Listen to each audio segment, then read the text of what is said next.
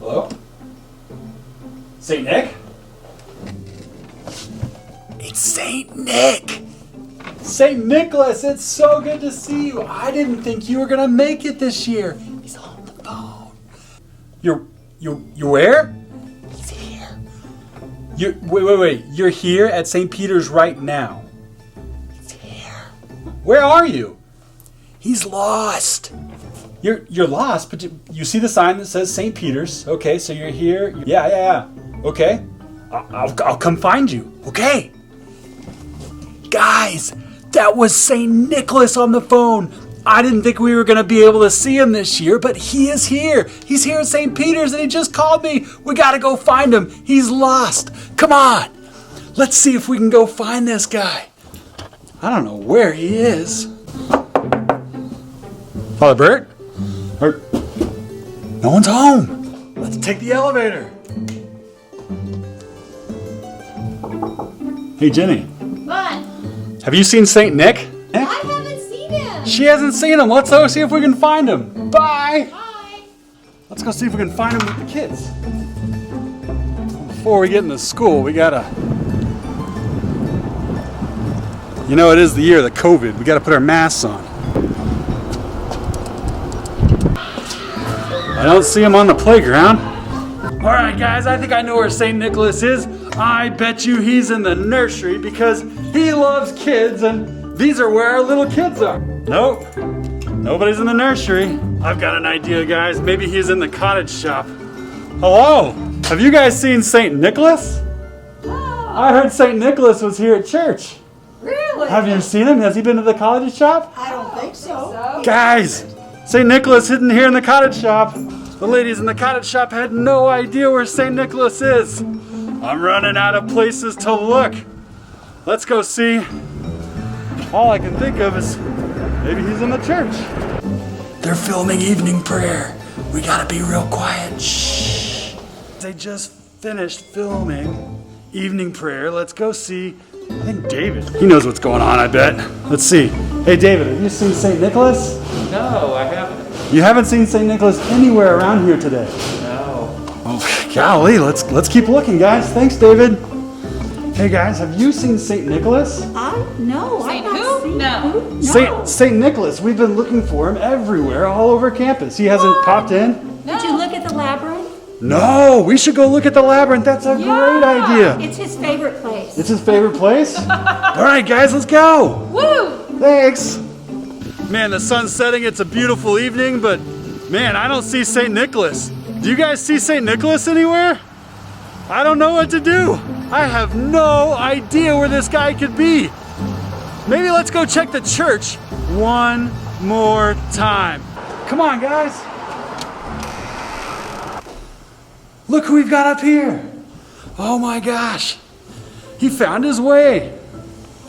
He found his way into the church. St. Nicholas, how are you? I'm doing well, Brian. Ho ho! It's good to be back here. Oh, guys! It's Oh my great gosh! to be back here at St. Wow! Peter's. It is great to be back here. It's great. It's been about a year. It's been way too long. I've been around the world and I'm back again. Oh my gosh! From Turkey once again. Wow! All the way from Turkey. Okay, guys, let's grab a seat and see what St. Nicholas has to tell us. It is good to be back here at St. Peter's. I'm glad to be back. I'm glad to sit down too. I have been traveling the world. I've come a long way to get back here to Kerrville. You know, where I come from it's thousands of miles away, over 6,000 miles away. I come all the way from a country called Turkey. It's a place that you can find on a map, but I go all over the world because I like to see kids like you, kids from all over the world. You might wonder who I am, and you might be wondering who I am, what my story might be, and I'm here to share a little bit about that with you today. My name is St. Nicholas, and like I said, I come from a long way, and I'm pretty old too. Guess how old I am? I'm 1,700 years old. That's right. I was born around the year 300, and I'm alive even today. I'm alive to kids all over the world. I love children. And you'll hear a little bit why and how I love children throughout my life. Like I said, my name is Nicholas. Some call me Kris Kringle. Some even call me Santa Claus. But my true name is Nicholas. And I was born in a very small village in Turkey. I was born about, like I said, it was about 300 years after Jesus Christ was born. And my parents, they were very, very devout Christians. They were dedicated to Christ. And they raised me in a Christian home and taught me all the wonderful things that we learn still to this day about Jesus. But a sad thing happened to my parents. Even as they taught me these wonderful things about Christ, they died when I was quite young. I was very young, and it was very sad when they died. And when they died, they left me a great deal of money. And that was a good thing, but I didn't exactly know what to do with all of this money that they left to me, even just as a young child. I didn't know what to do, but I remembered the words of Jesus when he taught his own disciples many lessons about giving away things to the poor. He even said, sell what you own and give the money to the poor. He taught us that lesson. So I did just that. I began to help people in need. I began to help the sick and those suffering. I helped them with my wealth that my parents had left to me. I dedicated my life to the church, and the church eventually even made me a bishop, the Bishop of Myra. That's why I wear this hat, because the church made me a bishop, and they wanted me to be someone that could help even more people through the church and through the church's ministry. And so here are a few stories about my life as a bishop, as a Christian man. There are many stories that are told about me and the ways in which God worked wonders and miracles through my prayers and my hands. One time, I was traveling, and in a dream, in the night, a dream, I saw 3 young students, probably even around your age. These 3 young students they'd been bullied and hurt by some other people, and they were hurt badly. When I got up from my sleep, I called the innkeeper where I was staying. And together, the innkeeper and I, we prayed to God. And lo and behold, these 3 boys, they were restored to life. And they were healed. And for this act, the church made me the protector of students. And all children, students and children just like you. That's why it delights me to come back and be with you. There's another story about me. Another time I was traveling. I was actually making my way across the Mediterranean Sea to visit the Holy Land, to go to Bethlehem. We soon will celebrate the birth of Jesus Christ, and he was born in Bethlehem, and I wanted to go and see this place. So I was traveling at sea across the Mediterranean Sea, and this storm came in, and all this fear overcame us, all of us on the ship. But the words came to my lips, and I prayed to our Lord, Jesus, just as the waters of Galilee were calmed by your words, command these waters to be still and know the wonder of God. And lo and behold, the waters fell silent, calm, and everybody on the ship praised God. And for this, the church made me the protector of sailors and all people who travel on seas. Now, I want to share one last story with you.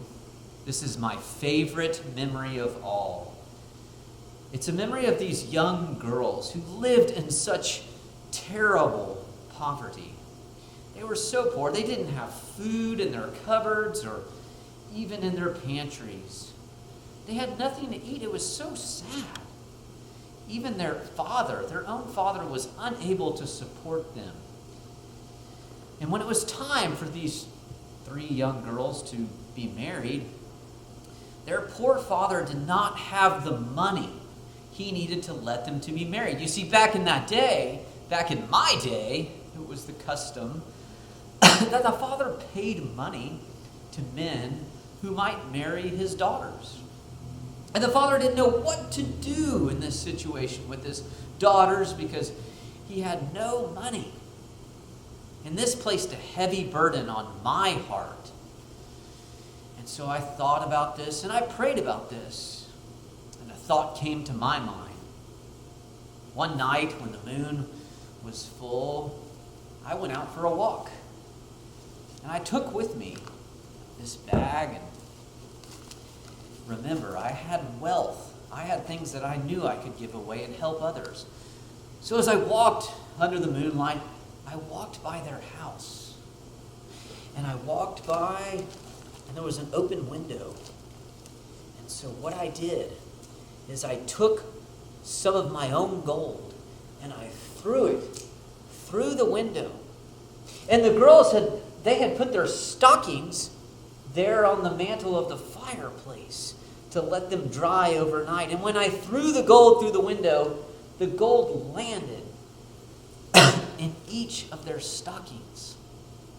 And when they woke up the next morning, of course they were surprised, but their father was just as surprised. And he ran out into the streets and he said he praised God and he shouted, "It was a miracle! It was a miracle!" And his daughters had received this gold, and they were able to be married.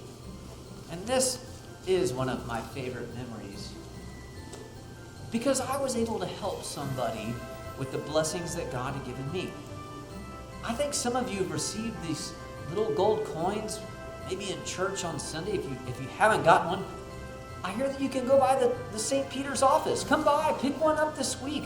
Pick up a bag of gold for yourself. And then when you get it for yourself, I want you to do something special like I did. I want you to give it away. I was blessed. And I was blessed to be a blessing. I was blessed to give my gifts away. This is the time of year we know how to do this because we received the greatest gift of all in Jesus Christ. God gave us his Son. And so we, just like him, can give. We give away these things that are given to us, and it's a sign of the miraculous life that we live as Christians. So I bless you all. It is so good to be back, and I plan to be back again next year and visit you once again. Goodbye.